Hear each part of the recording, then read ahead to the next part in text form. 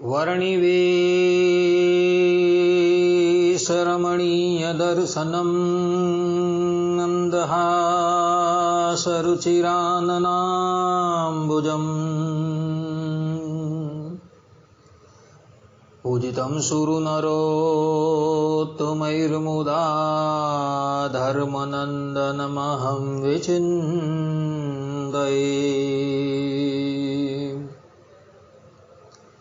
अस्मद्गुरु समारम्भां नाथयामोन्नमध्यमाम् लक्ष्मीवल्लभपर्यन्तां वन्दे गुरुपरम्परा वन्दे गुरुपरम्परा। सहजानंद स्वामी महाराजनी जय। श्री नारायण मुनिदेवनी जय। श्री राधा राधा बिहारी लालनी जय।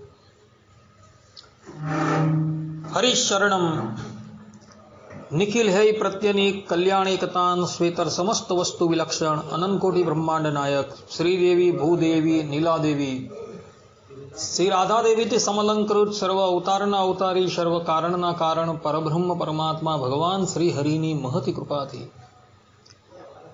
આપણે બધા માનવ જીવનના સર્વોત્કૃષ્ટ લાભ એવા સત્સંગને માટે ઉપસ્થિત થયા છે। ઉપસ્થિત થનારા દરેક ભગવત ભક્તોના હૃદયની અંદર પરોક્ષ રૂપે વિરાજમાન એ જગત કારણ તત્વ ભગવાન શ્રી હરિના ચરણારવિંદરની અંદર હું સાષ્ટાંગ દંડવત પ્રણામ કરીને આજની આ કથાનો શુભારંભ કરું છું। ભક્તો, આજની આ કથાની અંદર આપણે બધા સૌ પ્રથમ શનકાદિક ઋષિનું જીવન ચરિત્ર જે છે એ શ્રવણ કરશું। સૃષ્ટિના પ્રારંભની વાત હતી।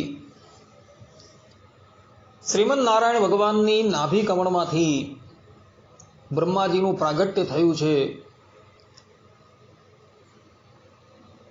બ્રહ્માજીએ હજારો વર્ષ પર્યંત કઠોર તપસ્યા કર્યા બાદ શ્રીમદ નારાયણ ભગવાનની કૃપાથી સૃષ્ટિની રચનાનો પ્રારંભ કરેલો છે। સર્વપ્રથમ બ્રહ્માજીએ સંકલ્પ કર્યો કે આ સંકલ્પ કરતા જ એમના શરીરમાંથી 4 બાળકો પ્રગટ થાય છે, જે બાળકો રૂપે સાક્ષાત પરબ્રહ્મ પરમાત્મા શ્રીમદ નારાયણ જ પ્રગટ થયા હતા। એ બાળકોનું નામ હતું શનકાદિક ઋષિ।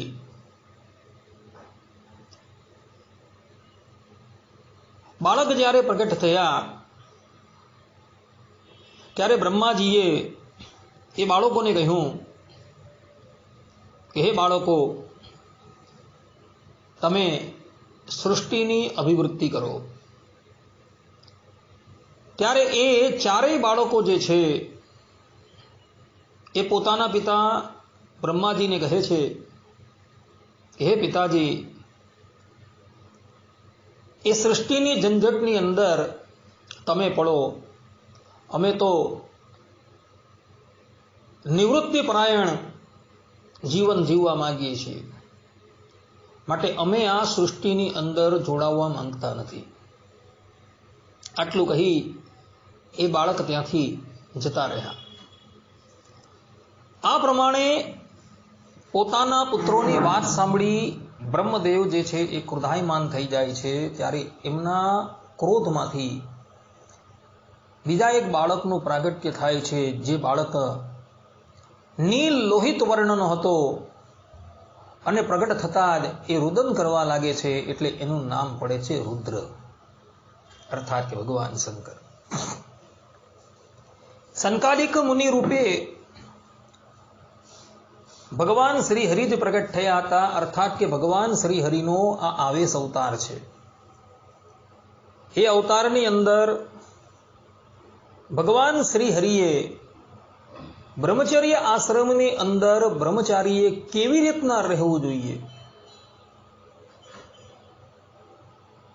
એ બધી જ વાત જે છે એ પોતાના આચરણ દ્વારા જગતને શીખવાડી હતી. સંકાદિક મુનિ જે છે એ બ્રહ્માજી થકી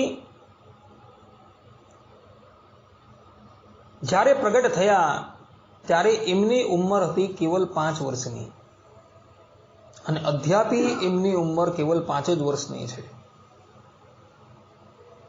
એમનો કોઈ યજ્ઞોપવિત સંસ્કાર નથી, કોઈ પણ જાતના આશ્રમના ચિહ્ન નથી એમના પર. 5 જ વર્ષની ઉંમર હોવા છતાં પણ એ દરેક પૂર્વજોના પણ પૂર્વજો છે. કારણ કે આ સૃષ્ટિની અંદર સૌથી પહેલું પ્રાગટ્ય જે છે એ સંકાદિક ઋષિઓનું થયું હતું. એક સમયની વાત હતી, સંકાદિક ઋષિઓ જે છે એ ત્રણેય લોકની અંદર સ્વચ્છંદતાપૂર્વક વિચરતા વિચરતા વૈકુંઠ લોકની અંદર જઈ પહોંચે છે. સંકાદિક ઋષિના આવવાનું કારણ એ જ હતું કે આપણે શ્રીમદ નારાયણ ભગવાનના દર્શન પ્રાપ્ત થાય. વૈકુંઠ લોકના 6 દરવાજા પાર કરીને જ્યારે એઓ 7મા દરવાજા પર આવ્યા ત્યારે એ સ્થાનની ઉપર હાથની અંદર ગદા લઈને 2 પાર્ષદો ઊભા રહ્યા હતા, જેઓ શ્રીમદ નારાયણ ભગવાનના પ્રાસાદની ચોકી કરતા હતા. એ પાર્ષદોનું નામ હતું જય અને વિજય.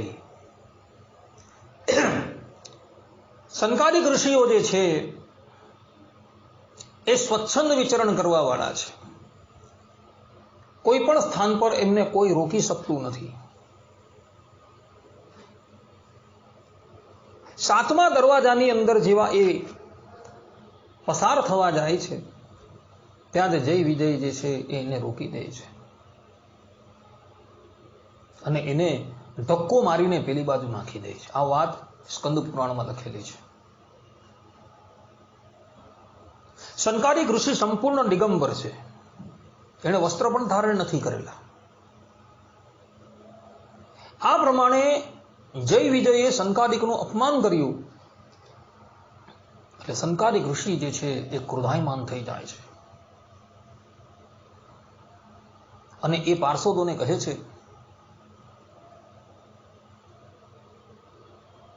કે વૈકુંઠ લોકની ઉપર કેવલ ને કેવલ ભગવાન શ્રીમદ નારાયણનું આધિપત્ય છે. અમે કેવલ ને કેવલ શ્રીમદ નારાયણ ભગવાનના દર્શન કરવા માટે આવેલા હતા અને ત્યાં તમે વ્યવધાન ઊભું કરો છો, માટે તમે લોકો આ વૈકુંઠ લોકની અંદર રહેવાને લાયક નથી. માટે જાઓ, અમે તમને શાપ આપીએ છીએ કે તમે વૈકુંઠ લોકમાંથી પડીને મનુષ્ય લોકની અંદર આસુરી યોનિને પ્રાપ્ત થાઓ. આ પ્રમાણે જ્યારે સંકાદિક ઋષિઓએ જય વિજયને શાપ આપ્યો ને એટલે જય વિજય સંકાદિકના ચરણમાં પડી ગયા છે. સંકાદિકને કહે છે કે હે ઋષિઓ, અમારો અપરાધ ક્ષમા કરો. એવા જ સમયની અંદર શ્રીમદ નારાયણ ભગવાન જે છે એ વૈકુંઠ લોકના દ્વાર ઉપર આવી જાય છે. સર્વજ્ઞ એવા ભગવાનને બધી ખબર પડી જાય છે. એવો સંકાદિકને કહે છે કે હે ઋષિઓ, મારા પાર્ષદોએ જે તમારું અપમાન કરેલું છે એ અપમાન અમે જ કરેલું છે. તમે જય વિજયને શાપ આપેલો છે તે યથાર્થ જ આપેલો છે. તમારા જેવા સાધુ પુરુષોનો જો મારો હાથ પણ દ્રોહ કરે ને તો હું મારા હાથને પણ કાપી નાખું. માટે તમે શાપ આપેલો છે તે ઉચિત આપેલો છે. જય વિજય જે છે એ સંકાદિક ઋષિના ચરણની અંદર છે અને ઋષિને કહે છે કે હે ઋષિ, આપ અમારા પર અનુગ્રહ કરો. સંકાદિક ઋષિ જે છે એ સ્વભાવથી તો કરુણામય છે, પરંતુ જય વિજયને જે શાપ આપ્યો એમાં ભગવાનની જ ઈચ્છા હતી. જય વિજય સંકાદિકને વિનંતી કરે છે એટલે ઋષિનું મન જે છે એ દ્રવિત થઈ જાય છે અને એવો જય વિજયને કહે છે કે હે પાર્ષદો, અમારો શાપ જે છે એ મિથ્યા તો ન જ જશે. તમારે આસુરી યોનિમાં તો જવું જ પડશે, પરંતુ એ આસુરી યોનિની અંદર જો તમે ભગવાનનું સ્મરણ કરતા કરતા જો એ યોનિ ભોગવવા માંગતા હો તો તમારે 5 જન્મ લેવા પડશે. અને ભગવાનને વેર ભાવે જો તમે ભજવા માંગતા હો તો તમારે 3 જન્મ લેવા પડશે. માટે બોલો, તમારી શી ઈચ્છા છે? ત્યારે જય અને વિજય કહે છે કે હે ઋષિ, અમારી તો એવી ઈચ્છા છે કે અમે શીઘ્રાતિ શીઘ્ર પુનઃ વૈકુંઠ લોકની અંદર આવીએ. માટે અમે વેર ભાવે ભગવાનનું ભજન કરવા માંગીએ છીએ. ત્યારે સંકાદિક ઋષિ કહે છે કે ભલે, તો તમારા 1 જન્મની અંદર તમારું કલ્યાણ કરવા માટે હું આવીશ. શ્રીમદ નારાયણ ભગવાન જય વિજયને કહે છે કે 1 જન્મની અંદર તમારું કલ્યાણ કરવા માટે હું આવીશ. અને મહાલક્ષ્મી જ્યાં બિરાજમાન હોય છે એ કહે છે કે 1 જન્મની અંદર તમારું કલ્યાણ કરવા માટે હું આવીશ. આ પ્રમાણે જય વિજયને આશ્વાસન આપી શ્રીમદ નારાયણ ભગવાન પુનઃ વૈકુંઠ લોકમાં ચાલ્યા જાય છે. સંકાદિક ઋષિ બ્રહ્મલોકમાં ચાલ્યા જાય છે અને જય વિજય જે છે એ આસુરી યોનિની અંદર પ્રગટ થાય છે. જય વિજયનો પહેલો જન્મ હતો હિરણ્યકશુપ અને હિરણાક્ષ. એ વખતે સંકાદિક ઋષિ જે છે એ પ્રહલાદ તરીકે પ્રગટ થાય છે અને એ જન્મની અંદર એનો ઉદ્ધાર જે છે એ સંકાદિક ઋષિ દ્વારા થાય છે. બીજા જન્મની અંદર એ જ જય વિજય રાવણ અને કુંભકર્ણ તરીકે પ્રગટ થાય છે. એ વખતે સીતાજી જે છે, જે લક્ષ્મીજી હતા, એઓ લંકામાં જઈને એનું કલ્યાણ કરે છે. અને ત્રીજા જન્મની અંદર એ જ જય વિજય શિશુપાલ અને દંતવક્ર રૂપે પ્રગટ થાય છે. ત્યારે ભગવાન શ્રી કૃષ્ણ પોતાના સુદર્શન ચક્ર દ્વારા એનો ઉદ્ધાર કરે છે અને એ લોકો પુનઃ વૈકુંઠ લોકને પામે છે. આ પ્રમાણે ભક્તો, સંકાદિક ઋષિઓએ જય વિજયને શાપ આપેલો હતો. સંકાદિક ઋષિની ગતિ જે છે એ અબાધ છે. કોઈ પણ વ્યક્તિ એને અટકાવી શકતું નથી. એ જે સ્થાનની અંદર વિચરણ કરતા હોય છે ને, એના 1 યોજન પર્યંતનો પ્રદેશ જે છે એ હરિશરણમ હરિશરણમ હરિશરણમ એમ ઉચ્ચારણ કરવા લાગે છે. સ્થાવર હોય કે જંગમ હોય, જળ હોય કે ચેતન હોય, જે સ્થાન પર એ સંકાદિક ઋષિ પસાર થાય તેના 1 યોજન વિસ્તારનો પ્રદેશ જે છે એ હરિશરણમ હરિશરણમના નામથી ગુંજી ઉઠે છે. એક સમયની વાત હતી. પિતરોની કન્યા મેના, ધન્યા અને કલાવતી 3 જણીઓ શ્વેતદ્વીપની અંદર શ્રીમદ નારાયણ ભગવાનના દર્શન કરવા જાય છે. એ વખતે શ્વેતદ્વીપની અંદર શ્રીમદ નારાયણ ભગવાનનો કોઈક મહોત્સવ હતો, એટલે બધા દેવતાઓ છે, ઋષિઓ છે, એ બધા ભેગા થયા હતા. આ 3 કન્યાઓ એ પિતૃઓની માનસી કન્યા છે. એ શ્વેતદ્વીપની અંદર આવે છે શ્રીમદ નારાયણ ભગવાનને પગે લાગે છે અને એક સ્થાનની ઉપર ઊભી રહે છે. એવા સમયની અંદર સંકાદિક ઋષિ જે છે એવો શ્વેતદ્વીપની અંદર શ્રીમદ નારાયણ ભગવાનના દર્શન કરવા માટે આવે છે.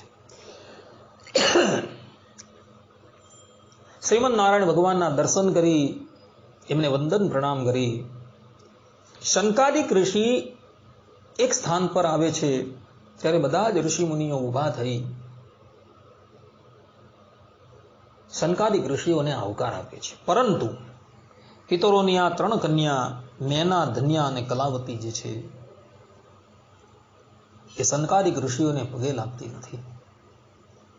એટલે સંકાદિક ઋષિ જે છે એ ક્રોધાયમાન થઈ જાય છે અને એને શાપ આપી દે છે કે તમે પિતરોની કન્યા છો છતાં પણ આટલો અશિષ્ટાચાર રાખો છો, માટે જાઓ, હું તમને શાપ આપું છું કે તમે મનુષ્ય યોનિની અંદર જન્મ લેવો. આ પ્રમાણે જ્યારે સંકાદિક ઋષિઓએ પિતરોની 3 માનસી કન્યાઓને શાપ આપ્યો ત્યારે એ કન્યાઓ ઊભી થાય છે અને સંકાદિક ઋષિના ચરણમાં પડી જાય છે અને ઋષિને કહે છે કે હે ઋષિ, અમારા અપરાધને આપ ક્ષમા કરો, અમારી ભૂલ થઈ ગઈ. ત્યારે સંકાદિક ઋષિ કહે છે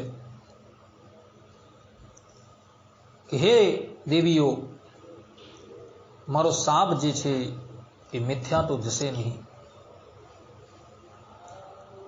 તમારે 3 જણીઓએ ભૂતલની ઉપર પ્રગટ થવું જ પડશે.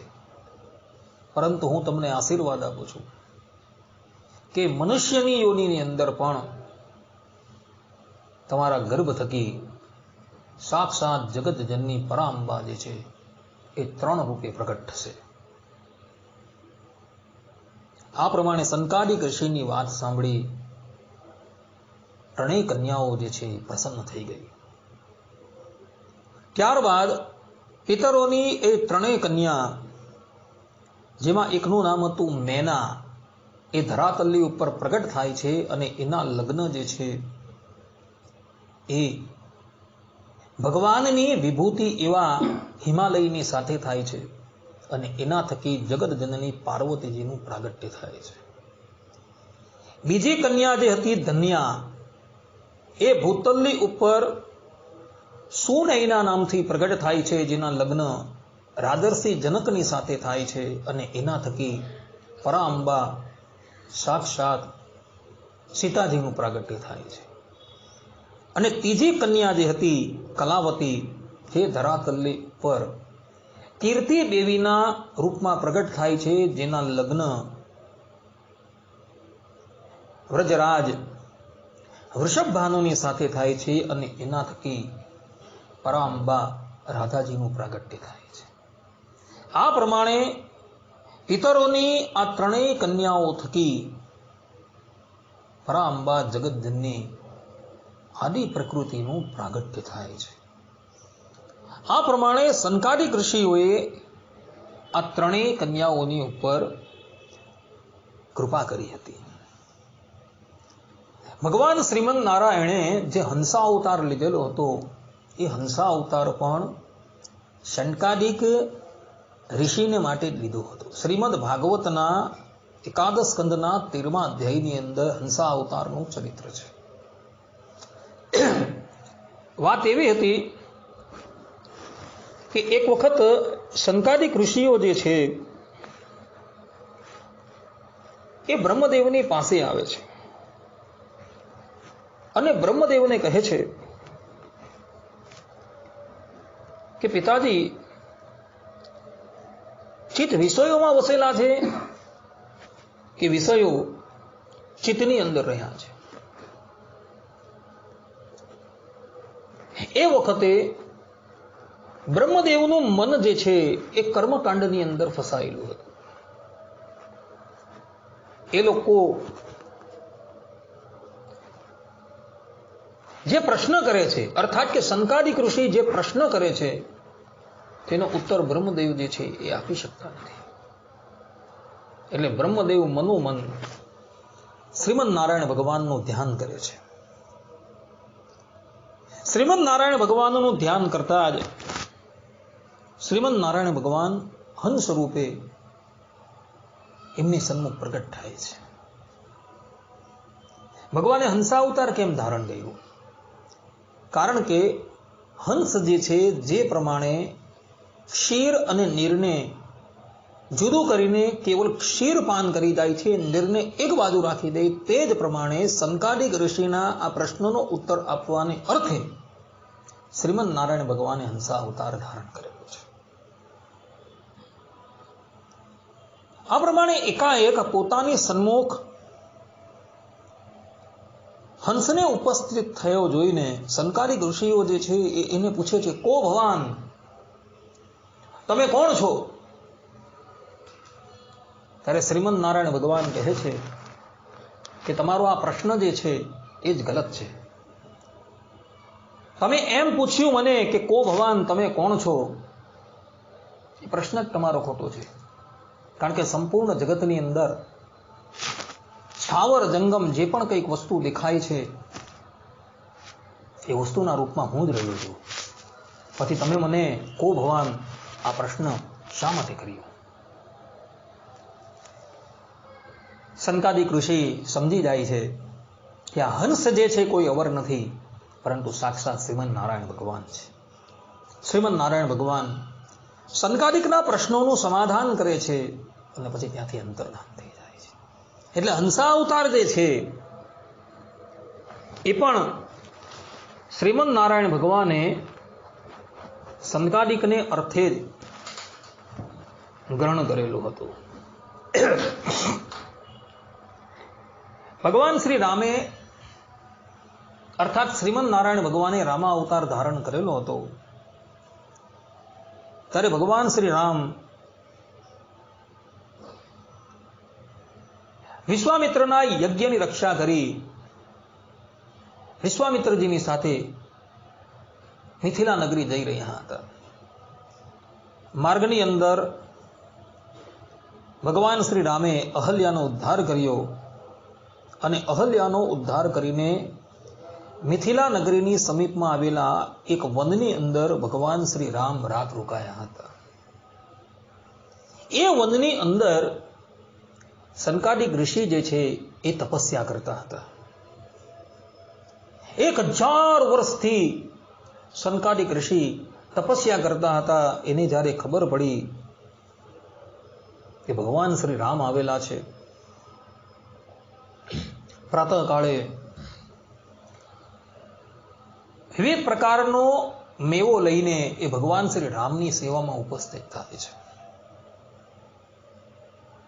ભગવાન શ્રી રામને એ મેવો જે છે એ નિવેદિત કરે છે, ભગવાનની સ્તુતિ કરે છે. ભગવાન શ્રી રામ સંકાદિકે અર્પણ કરેલો એ મેવો જે છે એ પ્રેમપૂર્વક ગ્રહણ કરે છે અને તે પછી સંકાદિક ઋષિ જે છે એ ભગવાનના દર્શન કરીને પુનઃ સ્વર્ગની અંદર જતા રહે છે. આ કથા જે છે એ જગમોહન રામાયણના આદિકાંડની અંદર આવેલી છે. પૃથુ રાજા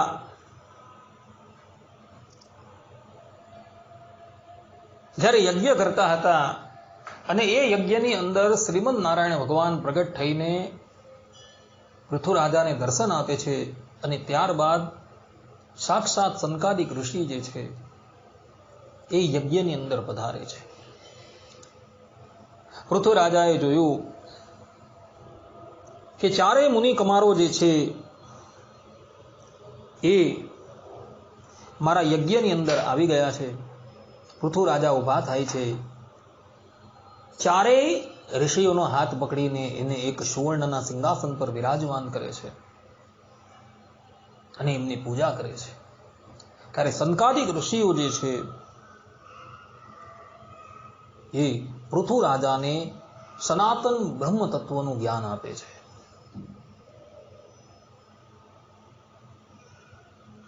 ધૃતરાષ્ટ્ર જેવા સર્વ પ્રકારે અંધ એવા ધૃતરાષ્ટ્રને પણ સંકાદિક ઋષિએ સનાતન બ્રહ્મ તત્વનો ઉપદેશ આપેલો હતો. જ્યારે વિદુરજી ધૃતરાષ્ટ્રને નીતિ તત્વનો ઉપદેશ આપે છે, છતાં પણ ધૃતરાષ્ટ્રના ચક્ષુ જે છે એ ઉઘડતા નથી.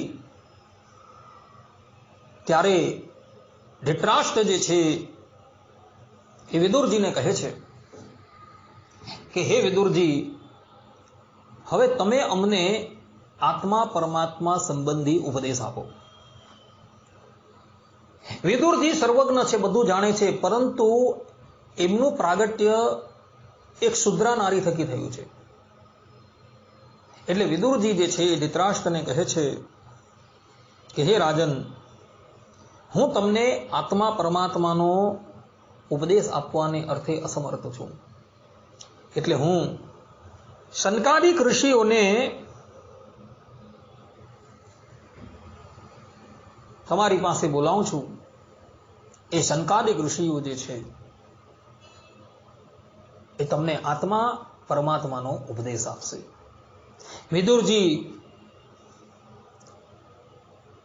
પ્રાર્થના કરીને શનકાદિક ઋષિઓનું આવાહન કરે છે. ત્યારે મધ્યરાત્રિના સમયે શનકાદિક ઋષિ જે છે એ હસ્તિનાપુરની અંદર આવેલા ધૃતરાષ્ટ્રના મહેલની અંદર દિવ્ય રૂપે પ્રગટ થાય છે. અને મહેલમાં પ્રગટ થઈ એવો ધૃતરાષ્ટ્રને આત્મા પરમાત્માનો બોધ આપે છે, જે મહાભારતની અંદર ઉદ્યોગ પર્વમાં સનાત સુજાતીય દર્શનના નામથી ઓળખાય છે. 4 અધ્યાયની અંદર શનકાદિક ઋષિઓ જે છે એ ધૃતરાષ્ટ્રને સનાતન બ્રહ્મ તત્વનો ઉપદેશ આપે છે. વૃત્રાસુર જેવા અસુરના ગુરુ પણ શનકાદિક ઋષિ હતા. શનકાદિક ઋષિએ વૃત્તાસુરને આત્મા પરમાત્માનો બોધ આપેલો હતો, જેને લઈને વૃત્તાસુર જે છે એ સંપૂર્ણ જગતની અંદર ભગવાનનો અનુભવ કરતો હતો.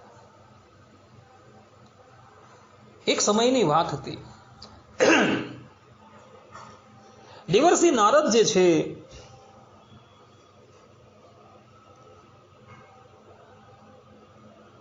એ ભૂતલની ઉપર સ્વચ્છંદ રીતે વિચરણ કરતા કરતા વૃંદાવન આવે છે. વૃંદાવનની અંદર એક સ્થાન છે જ્ઞાન ગુજરી. એ જ્ઞાન ગુજરીની અંદર આવીને જુએ છે તો એક વૃદ્ધા જે છે એ ત્યાં ઊભી રહેલી છે. એક સ્ત્રી જે છે જે તરુણ અવસ્થાની અંદર છે, જે જ્ઞાને કરીને વૃદ્ધ છે, એક સ્થાનની ઉપર ઊભી રહી છે અને એની સમીપમાં જ 2 વૃદ્ધ પુરુષો સૂતેલા છે અને પેલી તરુણી સ્ત્રી જે છે એ રુદન કરે છે. નારદજીને જ્યારે એ જ્ઞાન વૃદ્ધા સ્ત્રીએ જોયા ત્યારે એ દેવર્ષિ નારદજીને પોતાની પાસે બોલાવે છે કે ભો સાધુ, ભો સાધુ, ટિષ્ટ ટિષ્ટ, થોડી વાર તમે ઉભા રહો અને અમારી પાસે આવો. એ તરુણી સ્ત્રીનો પોકાર સાંભળી નારદજી જે છે એ સ્ત્રીની પાસે આવે છે.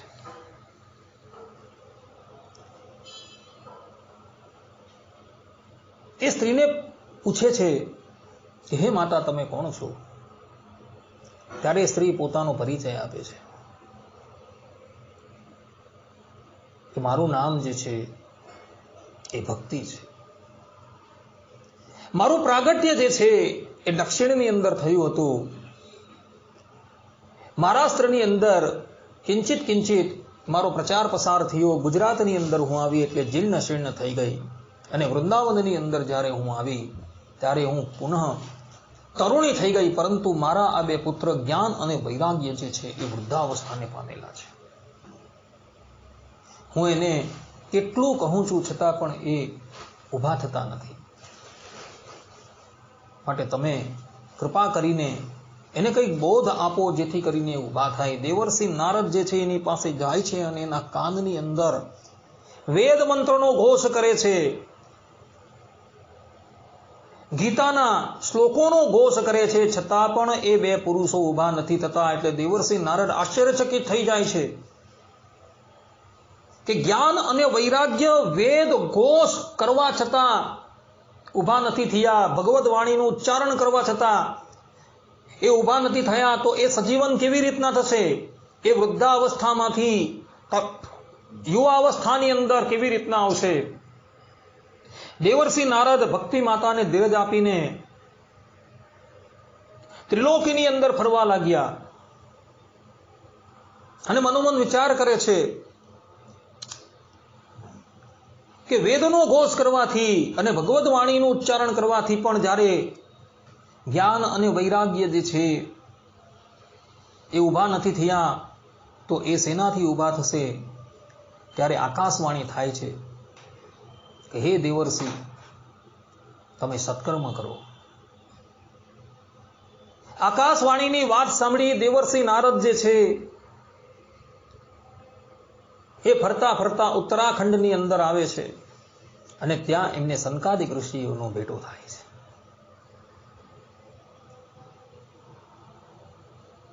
સનકાદિક ઋષિઓની પાસે જઈ એ પોતાના ભ્રાતાઓને પ્રણામ કરે છે અને કહે છે કે હે ભ્રાતાઓ, જ્ઞાન અને વૈરાગ્ય વેદ ઘોષ કરવાથી, ભગવદ વાણીનું ઉચ્ચારણ કરવાથી પણ સજીવન નથી થયા, તો એને માટે હું કયું સત્કર્મ કરું? ત્યારે સનકાદિક ઋષિ કહે છે કે હે દેવર્ષિ, તમે એની સન્મુખ ભાગવતનું પારાયણ કરો અને ભાગવતનું પારાયણ કરશો ને ત્યારે એ પુનઃ પોતાની તરુણતાને પ્રાપ્ત કરી લેશે. ત્યારે દેવર્ષિ નારદ કહે છે કે હે ઋષિઓ, તમારાથી ઉત્તમ વક્તા કોઈ જ હોય નહીં, માટે કૃપા કરીને આપ જ શ્રીમદ ભાગવતનું પારાયણ કરો. અને ત્યારબાદ કહેવાય છે કે ભગવાન શ્રી કૃષ્ણ સ્વધામ ગયા બાદ 30 વર્ષ પછી સુખદેવજી મહારાજે પરીક્ષિતને ભાગવત સંભળાવેલું અને એ ભાગવતની કથા પૂર્ણ થયા બાદ 200 વર્ષ પછી હરિદ્વાર ક્ષેત્રની અંદર આનંદ ઘાટ પર સનકાદિક ઋષિઓ જે છે એ ભાગવતની કથાનું આયોજન કરે છે. અને એવા સમયની અંદર ભક્તિ દેવી જે છે એ પોતાના બંને પુત્રોને લઈને ત્યાં પધારે છે અને શ્રીમદ ભાગવતનું પારાયણ પૂર્ણ થતા જ્ઞાન અને વૈરાગ્ય જે છે એ તરુણ અવસ્થાની અંદર આવી જાય છે. સનકાદિક ઋષિઓ જે છે એ ભાગવતના વક્તા છે. એમને એ ભાગવતની પ્રાપ્તિ જે છે એ શેષ ભગવાન થકી થયેલી છે. સનકાદિક ઋષિઓ બહુધા પાતાળની અંદર શેષ ભગવાનની પાસે રહે છે અથવા તો જનલોકની અંદર રહે છે. શ્રીમદ ભાગવતની અંદર આવેલી વેદસ્તુતિ જે શ્રીમદ ભાગવતના 10મ સ્કંદના 87મા અધ્યાયની અંદર આવેલી છે, એ વેદસ્તુતિનું ઉચ્ચારણ પણ સનકાદિક ઋષિએ કરેલું છે. એક સમયની વાત છે, જનલોકની અંદર એક બ્રહ્મસત્રનું આયોજન થયું છે. 4 ભાઈઓમાંથી એક ભાઈ વક્તાના સ્થાનની ઉપર બેઠેલા છે અને બાકીના 3 જે છે એ શ્રોતાના સ્થાનની ઉપર ઉભા રહ્યા છે. અને એ સમયે આ સનકાદિક ઋષિઓએ વેદસ્તુતિનું ગાન કરેલું હતું. શ્રીમદ ભાગવતના 10મ સ્કંદના 87મા અધ્યાયની અંદર આવેલી આ વેદસ્તુતિ જે છે એ શ્રીમદ ભાગવતનો સૌથી મહત્વનો અધ્યાય છે. પહેલા શ્લોકની શરૂઆતની અંદર જ સનકાદિક ઋષિ વેદસ્તુતિનું ગાન કરતા પોતે કહે છે, જય જય જય જામ જીત દોષ ગુભીત ગુણામ ત્વમસી યદાત્મના સમવરડ સમષ્ટ ભગ અગ જગદોક સામ કિલ સત્ય બોધપતે ક્વચિદ જયાત્મના ચરતોનુચરે નિગમ. આ પ્રમાણે સનકાદિક ઋષિઓ 28 શ્લોકની અંદર વેદસ્તુતિનું ગાન કરે છે. એટલે વેદસ્તુતિનું પ્રાગટ્ય જે છે એ પણ સંકાદિક ઋષિઓ થકી થયું છે. એક સમયે સંકાદિક ઋષિને પણ ભગવાન શંકરના પાર્ષદ નંદીશ્વરના સાપના ભાજી થવું પડેલું હતું. જે લોકોને સાપ આપે છે તો એણે પણ એક વખત ભગવાન શંકરના પાર્ષદ નંદીશ્વરના સાપના ભાજી થવું પડેલું. વાત એવી હતી કે એક સમયની વાત છે, સંકાદિક ઋષિ જે છે એ એક સ્થાનની અંદર બિરાજમાન હતા. એ સ્થાનની અંદર ભગવાન શંકર જે છે એ દેવી પાર્વતી તથા નંદીશ્વરને લઈને ત્યાં પધારે છે. એ વખતે સંકાદિક ઋષિ જે છે એ ભગવાન શંકર અને દેવી પાર્વતી આવવા છતાં પણ પોતાના સ્થાન પરથી ઊભા થતા નથી. અને એને લઈને નંદિકેશ્વર જે છે એ ક્રોધાયમાન થઈ જાય છે. એ વખતે સંકાદિક ઋષિ જે છે એ પોતાને ભગવાન શિવ કરતા પણ સર્વોત્તમ માનવા લાગેલા હતા. અને એને લઈને સંકાદિક ઋષિઓ જે છે એ ભગવાન શંકર આવવા છતાં પણ ઊભા નથી થતા. એટલે નંદી જે છે એ ક્રોધાયમાન થઈ જાય છે. અને ક્રોધાયમાન થઈને એવો ચારેય સંકાદિક ઋષિઓને શાપ આપતા કહે છે કે આ બળદની જેમ તમે બેસી રહો છો, માટે તમે તો બળદની યોનિની અંદર જવાની જ લાયક છો. આ પ્રમાણે જ્યારે નંદીએ શાપ આપ્યો એટલે સંકાદિક ઋષિઓને પોતાની ભૂલ સમજાય છે. ભગવાન શંકર જે છે એ અને માતા પાર્વતી જે છે એ નંદીને સમજાવે છે કે તું તારો શાપ પાછો લઈ લે. પરંતુ નંદી કહે છે કે પ્રભુ, મારા મુખમાંથી જે પણ કંઈક નીકળેલું છે એ મિથ્યા તો જશે જ નહીં. એમણે બળદની યોનિમાં તો જવું જ પડશે. પરંતુ થોડા કાળની અંદર બળદની યોનિમાંથી મુક્ત થઈ એ પુનઃ પોતાના વાસ્તવિક સ્વરૂપમાં આવી જશે.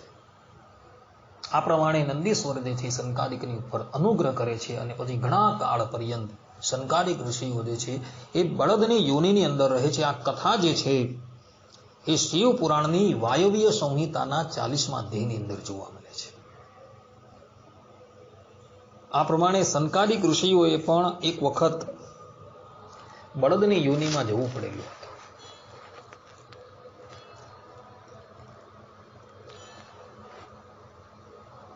એક સમયે મરીચ્યાદિક ઋષિઓ ભારત વર્ષના વિભિન્ન તીર્થોનું ભ્રમણ કરતા કરતા બદ્રિકા આશ્રમની અંદર આવે છે. એ વખતે મરીચ્યાદિક ઋષિઓની સાથે સંકાદિક ઋષિઓ પણ હતા. બધાના મનની અંદર એવી ઈચ્છા હતી કે આપણે પ્રગટ પ્રમાણ નરનારાયણ દેવના દર્શન થાય. બધા જ બદ્રિકા આશ્રમની અંદર આવે છે અને બદ્રિકા આશ્રમમાં આવી એવો નરનારાયણ દેવના દર્શન કરે છે. દર્શન કર્યા બાદ બધા જ ઋષિ મુનિઓ પોતપોતાના સ્થાનની ઉપર વિરાજમાન થાય છે. અને તે વખતે નરનારાયણ દેવ જે છે એ બધા જ ઋષિ મુનિઓને પૂછે છે કે તમે હાલમાં કયા પ્રદેશમાંથી આવો છો? ત્યારે મરીચ્યાદિક ઋષિઓ જે છે એ નરનારાયણ દેવને કહે છે કે પ્રભુ, આપ સર્વજ્ઞ છો, બધું જાણો છો, છતાં પણ અમે કહીએ છીએ કે અમે ભારત વર્ષના વિભિન્ન તીર્થોની યાત્રા કરીને હાલમાં આપના દર્શન કરવા માટે આવેલા છીએ. ભારત વર્ષના વિભિન્ન તીર્થોની અંદર કળિયુગે પોતાનું સામ્રાજ્ય જે છે એ વિસ્તારી લીધેલું છે. હાલમાં ભારત વર્ષની અંદર કલિકાલ માઝા મૂકીને પોતાના સામ્રાજ્યનો વિસ્તાર કરી રહ્યો છે. આ પ્રમાણે જ્યારે મરીચ્યાદિક ઋષિઓએ કહ્યું ત્યારે શ્રીમદ નારાયણ ભગવાન જે છે એ લોકોને સાંત્વના આપે છે અને તે પછી બધા જ ઋષિ મુનિઓ જે છે એ શ્રીમદ નારાયણ ભગવાનના વચનામૃત પાન કરવાની અંદર અત્યંત એકાગ્રચિત્ત થઈ ગયા હોય છે. એવા જ સમયની અંદર કૈલાસ લોક થકી દુર્વાસા ઋષિ જે છે એ નરનારાયણ દેવ ભગવાનના દર્શન કરવાને અર્થે બદ્રિકાશ્રમમાં આવે છે. હજારો લાખોની સંખ્યાની અંદર ઋષિમુનિઓ એ સભાની અંદર બેઠેલા હોય છે. બધા જ નરનારાયણ દેવના વચનામૃત પાન કરવાની અંદર એક ચિત્ત થઈ ગયા હોય છે. દુર્વાસા ઋષિ આવેલા છે તેની કોઈ જ ખબર નથી. દુર્વાસા ઋષિ એક ઘડી પર્યંત સભાની પછાડી ઉભા રહે છે. પરંતુ જ્યારે એમના આવવાનું કોઈ સન્માન નથી કરતું એટલે દુર્વાસા ઋષિ ક્રોધાયમાન થઈ જાય છે અને બધા જ ઋષિ મુનિઓને શાપ આપતા કહે છે કે હે ઋષિ મુનિઓ, તમે બધા વિવેક શૂન્ય થઈ ગયા છો, માટે જાઓ હું તમને શાપ આપું છું કે તમે બધા ભરતખંડની અંદર જન્મ લઈને અસુરો થકી કષ્ટને પામો. આ પ્રમાણે એકાએક વજ્રપાત જેવું વચન સાંભળીને બધા જ ઋષિ મુનિએ પછાડી ફરીને જોયું તો દુર્વાસા ઋષિ જે છે એ ક્રોધથી થરથર ધ્રુજતા હતા. બધા જ ઋષિ મુનિઓ ઊભા થાય છે. દુર્વાસા ઋષિને સભાની અંદર લાવે છે, એને બેસાડે છે અને એને કહે છે કે હે ઋષિ, આપે અમને જે શાપ આપ્યો તે યોગ્ય નથી. અમે લોકો તો નરનારાયણ દેવના વચનામૃત પાન કરવાની અંદર એકચિત થઈ ગયા હતા એટલે અમને આપના આવ્યાની જાણ ન થઈ, માટે તમારો આ શાપ જે છે એ પાછો લો. દુર્વાસા ઋષિએ કહ્યું કે હે ઋષિઓ, મારો આ શાપ જે છે એ મિથ્યા તો જશે નહીં. તમારે ધરાતલની ઉપર જન્મ તો લેવો જ પડશે, પરંતુ આ નરનારાયણ દેવ જે છે એ જ મનુષ્ય યોનિની અંદર પ્રગટ થઈને તમારા બધાની રક્ષા કરશે. આ પ્રમાણે અનુગ્રહ કરીને દુર્વાસા ઋષિ પુનઃ કૈલાસ ચાલ્યા જાય છે. નરનારાયણ દેવ જે છે એ ઋષિઓને કહે છે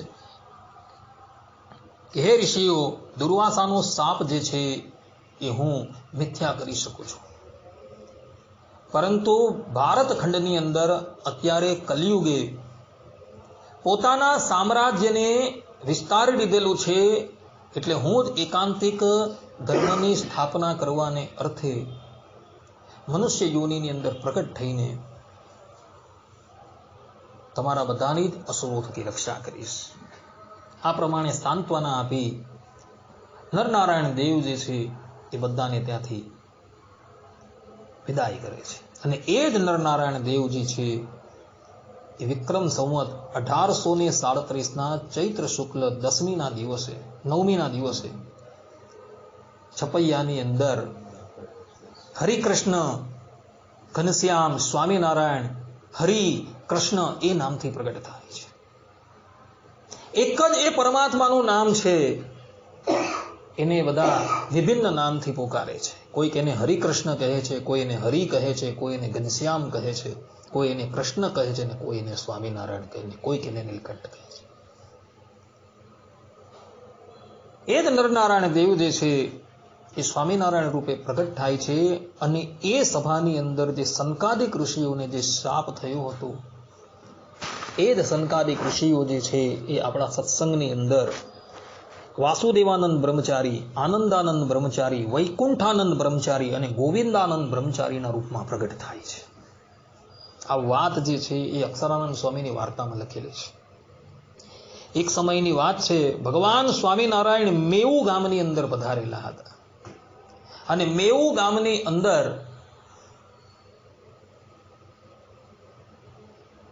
આ ચારેય બ્રહ્મચારીઓ જે છે એ ભગવાન શ્રીહરિની સાથે હતા. ભગવાન શ્રીહરિ સભાની અંદર એક પાઠ નંખાવે છે અને એ પાઠની ઉપર આ ચારેય બ્રહ્મચારીઓને બિરાજમાન કરે છે અને પોતાના કરકમલો દ્વારા એનું પૂજન કરે છે અને પછી એની આરતી ઉતારે છે. ભગવાન સ્વામિનારાયણ કહે છે કે આજે અમે આ ચારેય સંકાદિકનું પૂજન કરી લીધું. આપણા સંપ્રદાયની અંદર, આપણા સંપ્રદાયના ગ્રંથની અંદર આ પ્રસંગનું વર્ણન થયું છે. વાસુદેવાનંદ બ્રહ્મચારી, આનંદાનંદ બ્રહ્મચારી, વૈકુંઠાનંદ બ્રહ્મચારી અને ગોવિંદાનંદ બ્રહ્મચારી, આ ચારેય જણા સંકાદિકનો અવતાર મુકાય છે, જેઓ અખંડ ભગવાન શ્રીહરિની સેવાની અંદર જ રહેતા હતા. ભગવાન શ્રીહરિ પણ એને પોતાનાથી ક્યારેય પણ અલગ કરતા ન હતા. ભગવાન શ્રીહરિ સ્વધામ પધાર્યા બાદ આ બ્રહ્મચારીઓ જે છે એમાંથી 2 બ્રહ્મચારીઓ જે છે નરનારાયણ દેવની સેવામાં જાય છે અને 2 બ્રહ્મચારીઓ ગોપીનાથજી મહારાજની સેવાની અંદર આવે છે.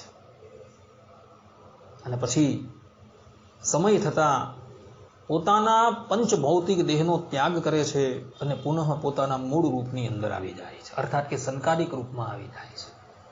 સંકાદિક ઋષિઓ આજે પણ આ ધરાતલની ઉપર વિચરણ કરે છે. અધિકારી લોકોને એ દર્શન આપે છે.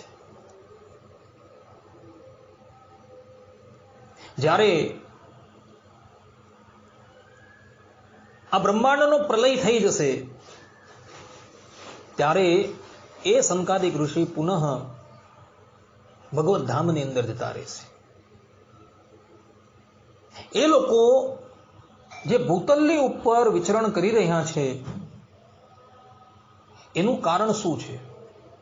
તો આપણા જેવા જે સામાન્ય મુમુક્ષુ જે છે એ લોકોને એ માર્ગદર્શન આપીને ભગવત પ્રાપ્તિના અધિકારી બનાવી શકે, એટલે માટે એ લોકો આ ભૂતલની ઉપર વિચરણ કરતા હોય છે. દેવર્ષિ નારદ જે બ્રહ્માજીના શાપથી શુદ્રની યોનિની અંદર પ્રગટ થયા હતા, એ શુદ્રની યોનિની અંદર પણ દેવર્ષિ નારદને ઉપદેશ આપનારા આ 4 સંકાદિક ઋષિ જ હતા. શ્રીમદ ભાગવતની અંદર પ્રથમ સ્કંદની અંદર કથા આવે છે કે બ્રહ્મદેવના શાપથી દેવર્ષિ નારદ જે છે એ શુદ્રા થકી પ્રગટ થાય છે. અને તે વખતે દેવર્ષિ નારદની ઉપર અનુગ્રહ કરવાને અર્થે પણ સંકાદિક ઋષિ જે છે એ ત્યાં આવે છે. અને બાળક એવા દેવર્ષિ નારદ જે છે એ સંકાદિક ઋષિઓની ખૂબ સેવા કરે છે. 4 મહિના પર્યંત દેવર્ષિ નારદ જે છે એ 4 સંકાદિકોની સેવા કરે છે. દેવર્ષિ નારદને ખબર નથી કે આ સાધુ પુરુષના રૂપની અંદર સંકાદિક ઋષિ છે, પરંતુ સંકાદિક ઋષિઓને ખબર છે કે આ અમારા ભ્રાતા છે. 4 મહિના પર્યંત દેવર્ષિ નારદ એ સંકાદિક ઋષિની સેવા કરવાથી એનું અંતકરણ પવિત્ર થઈ જાય છે. અને સંકાદિક ઋષિ ચાતુર્માસ પૂર્ણ કરીને જ્યારે જતા હોય છે ત્યારે દેવર્ષિ નારદને ભગવાનના ધ્યાનનો ઉપદેશ આપતા જાય છે અને એને કહે છે કે બેટા, આ ભગવાનના ધ્યાનનો ઉપદેશ અમે તને આપેલો છે, તું એ શ્રીમદ નારાયણ ભગવાનનું ધ્યાન કરતો રહેજે, તને પણ એ ભગવાનના દર્શન થશે. આટલું કહીને સંકાદિક ઋષિ ત્યાંથી ચાલ્યા જાય. અને પછી દેવર્ષિ નારદને બાળપણની અંદર જ એ ભગવાનના દર્શન થઈ જાય છે. અને કાળે કરીને એ જ્યારે દેહનો ત્યાગ કરે છે ત્યારે એ બીજા જન્મની અંદર પુનઃ બ્રહ્માદિ થકી પ્રગટ થાય છે. આ પ્રમાણે દેવર્ષિ નારદને પણ ઉપદેશ આપનારા સંકાદિક ઋષિ હતા. સંકાદિક ઋષિઓના શિષ્યો જે છે એ પણ અદ્ભુત છે. દેવર્ષિ નારદ એમના શિષ્ય છે, વૃત્તાસુર પણ એમના શિષ્ય છે. જે વૃત્તાસુરની ગણના જે છે એ પરમ ભાગવતની અંદર થાય છે. ભાગવત ધર્મના જાણનારા જે 12 મનુષ્યોને કહ્યા છે એ 12 મનુષ્યોની અંદર પણ સંકાદિક ઋષિઓનું નામ આવે છે કે જેઓ ભાગવત ધર્મને જાણે છે. 12 જણા જે છે એ ભાગવત ધર્મને જાણનારા છે. એમાં એક નામ સંકાદિક ઋષિનું છે. આ પ્રસંગ જે છે શ્રીમદ ભાગવતના 6ઠ સ્કંદની અંદર આવે છે. એટલે સંકાદિક ઋષિ જે છે એ ભગવાનનો આવેશ અવતાર છે અને સાથે સાથે એવો ભગવાનના પરમ ભક્ત પણ છે. આજે પણ એમનું વપુ જે છે એ 5 વર્ષનું જ છે, પરંતુ એ પૂર્વજોના પણ પૂર્વજ છે. કારણ કે સૃષ્ટિની અંદર સૌથી પહેલા એ પ્રગટ થયા છે. તો આવા સંકાદિક ઋષિના ચરણની અંદર સાષ્ટાંગ દંડવત પ્રણામ કરીને એમના આ જીવન ચરિત્રને હું અહીં જ વિરામ આપું છું. આવા પરમ ભાગવતના જીવન ચરિત્રનું ગાન કરી આપણે આપણી વાણી પવિત્ર કરી અને તમે તમારા કર્ણ પવિત્ર કર્યા. અસ્તુ.